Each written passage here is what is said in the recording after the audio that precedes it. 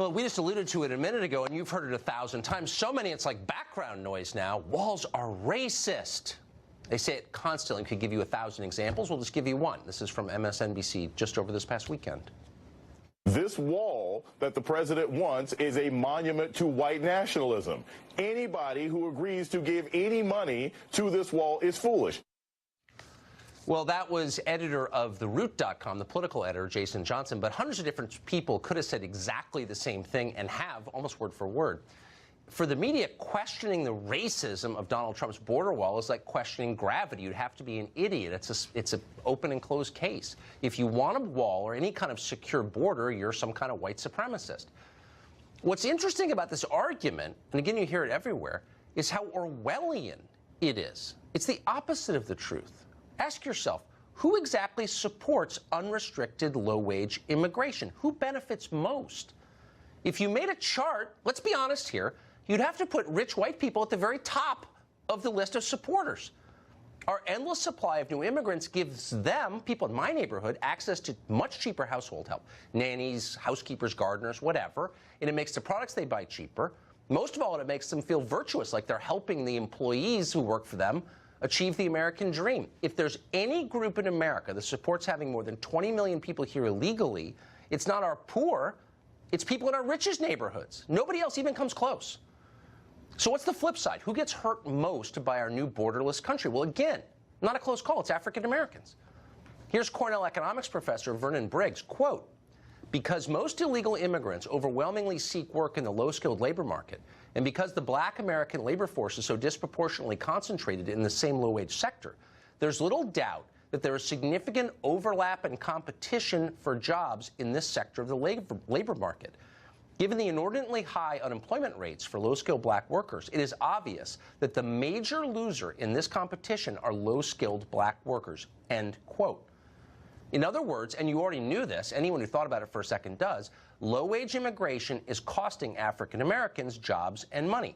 Other studies have reached the same conclusion. Again, it's obviously true. And because it's obviously true, that's exactly why the people benefiting from the current status quo don't want to have this conversation. It's why they scream bigotry until you shut up. But we won't shut up, and instead we're going to talk to Peter Kirsanow. He's a lawyer and a U.S. Civil Rights Commissioner, and he joins us tonight. Mr. Kirsanow, thank you very much for coming on, as always. So it just seems to me that this line, border walls are racist, secure borders are racist, you don't like people who look differently from you, if you're for it, you're a white supremacist. I mean, this is the definition of propaganda, given who is hurt by these policies. Right. It may be an aspect of projection if you're going to give them the best opportunity to describe themselves and not ascribe to them racism or immorality, which they describe to anybody who wants a secure wall. That's right. And you're exactly right.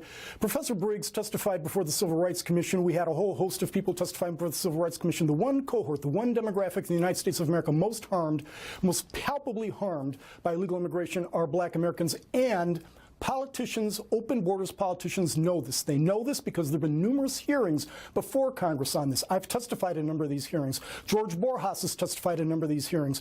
Stephen Camarada has testified, and we've presented all of this evidence, all of this data, that the pernicious effect of illegal immigration, of open borders, has had on black Americans in terms of employment. Nearly 1 million fewer blacks work today because of the competition from illegal immigration than otherwise would be the case if we had a secure border. And it also depresses wage rates by a tune of $1,800 a year. George Borjas estimates that the depressive effects of illegal immigration on wages is anywhere from $99 billion to $118 billion annually, cumulatively, but it has the most significant effect on the black community. And then you have the downstream effects from this economic effect, and that is you have higher crime rates and incarceration rates, lower marriageability rates because no one gets married when they're poor, and that has the worst effect on the black community, where you've got a 72% out-of-wedlock birth rate in the black community. But it goes even beyond that. If you take a look at crime rates in the black community, we know that in a number of places, and in fact it's the Obama administration's Justice Department that brought indictments and convictions on the basis of illegal immigrant crime gangs that specifically targeted black communities. These were prosecutions by the Obama Justice Department based on racial targeting, Compton used to be 90% black. It's now 30% black, and a large part of that is because of this targeting. Other communities have suffered the same thing. So if you ask yourself, what's racist? I would like to ask members of the Congressional Black Caucus. It's their moniker. They purportedly have assigned this designation to themselves because they have a peculiar interest with respect to issues pertaining to the black community. Ask them about this. Instead, they've capitulated to the open borders crowd for political reasons, because an influx of immigration or illegal immigrants, they believe, secures them an electoral advantage, and they've thrown blacks under the bus in the process. Why does, you mentioned what has happened to Compton, California. That's at very least an interesting story. I don't think I've ever read that in the Washington Post or the New York Times. Why? Because it's contrary to the overriding political narrative, you know, the narrative that says the biggest malady afflicting America today in the era of Trump is white supremacy. Unfortunately, this has saliency only in elevated academic circles. In the real world, that is not true. What you're seeing on the ground is economic competition, you're seeing crime rates, you're seeing a whole host of things that happen to poor black folks and other Americans, and the elites apparently are either consciously oblivious to it or unconsciously oblivious to it. But a lot of politicians know precisely what's going on, yet they do nothing about it. And I know they know precisely what's going on because of the testimonies we've given, because of the data we've submitted, and they simply ignore it. And if you talk about it, they call you names. Unbelievable. Peter Kirsanow, it's always great to see you. Thank you very much. Thanks, Tucker. Congressman.